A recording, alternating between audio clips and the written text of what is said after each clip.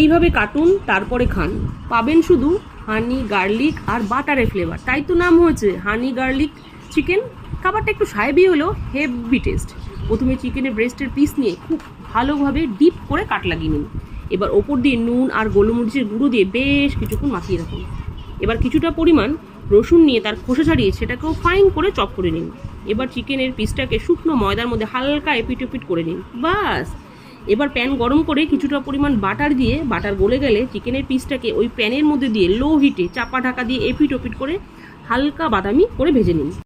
এবার প্যানের এক পাশে চিকেনটাকে সরিয়ে আবারও কিছুটা পরিমাণ বাটার দিয়ে, বাটারটা গলে গেলে সেই চপ করা রসুন দিয়ে ভালোভাবে নেড়েচেড়ে, রসুনের কাঁচা গন্ধটা চলে গেলে এবার মধু, ব্ল্যাক সয়া সস, ভিনিগার দিয়ে ভালোভাবে নেড়েচেড়ে চিকেনের গায়ে এপিট ওপিট করে লাগিয়ে ঢাকা দিয়ে দিলাম। কিছুক্ষণ পর আবারও ঢাকা খুলে গ্রেভিটাকে চিকেনের গায়ে ভালোভাবে লাগিয়ে দিয়ে সবশেষে কিছুটা পরিমাণ স্প্রিং অনিয়ন কাটিং করে ওই চিকেনের ওপর দিয়ে গার্নিশিং করলেই রেডি হানি গার্লিক চিকেন।